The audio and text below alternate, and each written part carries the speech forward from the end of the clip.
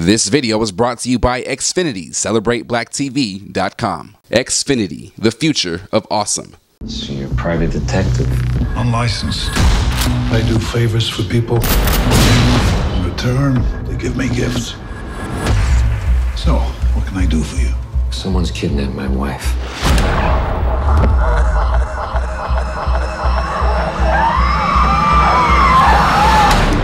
I paid them, but they killed her anyway. I want you to find the men who did this and bring them to me.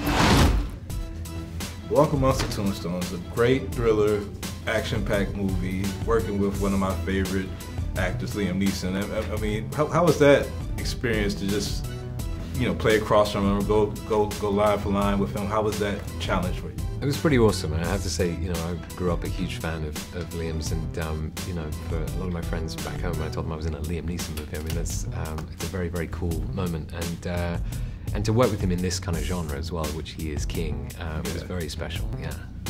Your career, I mean, you've done a lot of theater.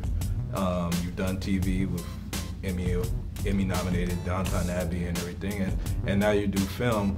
What different acting muscles do you use in those formats, or is it all the same, coming from the same place? No, it's very different muscles, I guess, and that's sort of been the thrilling thing about the last couple of years. Really, is getting to flex in different muscles and explore a range that I hadn't really had the opportunity to do before.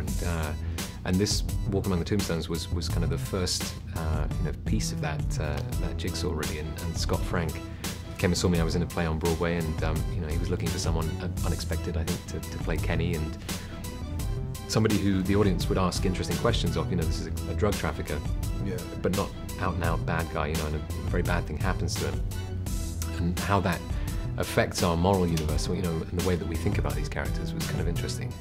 But every role that we've encountered in the last couple of years has required something a little bit different. A bit of comedy here, some action, guns and all sorts. Yeah. Well, So you're a private detective, is that right? Unlicensed. What's that mean?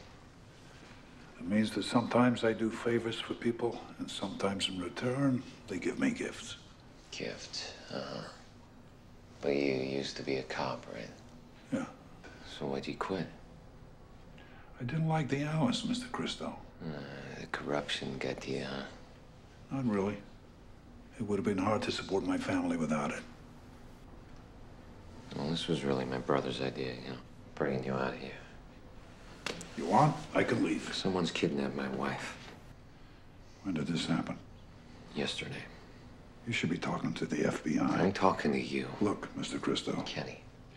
Kenny, if you're asking me to run a bag, deliver money, that is not something I do. I already paid them. When? Last night. And your wife, where is she? She's dead. I paid them, but they killed her anyway. One interesting thing about your character that makes you kind of think about all the people in this underworld is that some of the crimes that he's dealing with are like unknown to the cops, because drug dealers can't report a lot of crimes. Yeah. I mean, how many things do you think actually happen in this underworld that we never know about because they can't report it? Well, that's the interesting thing about the film is the kind of the universe in which it occupies is sort of is separate from from a conventional one, really. Yeah. And he's from a series of bad decisions in life is sort of forced into this position where he's taking on a private detective to help solve this situation, and Matt Scudder himself, Liam's character, has made a series of bad life choices, and in his own moral quandary, and all of these characters are sort of they're slightly cut adrift from the main drag, and sort of swept up in this underbelly of New York, and that's kind of the dark, hard-boiled universe that this film inhabits. It's very interesting. This film is from a series of popular books that's been in print for 30 or 40 years. Mm-hmm. I mean, you think you guys laid the groundwork for this series to continue and there to be a different... Could be. Well, I don't want to give anything away, but I wouldn't be a part of any sequel. Yeah, I mean, it's that Lawrence Block created a whole universe for Matt Scudder, and it'd be interesting to see if they do. Now, last question. We've watched you on stage and watched you on TV and now on film. what do you watch when you're, when you're not working, and what's?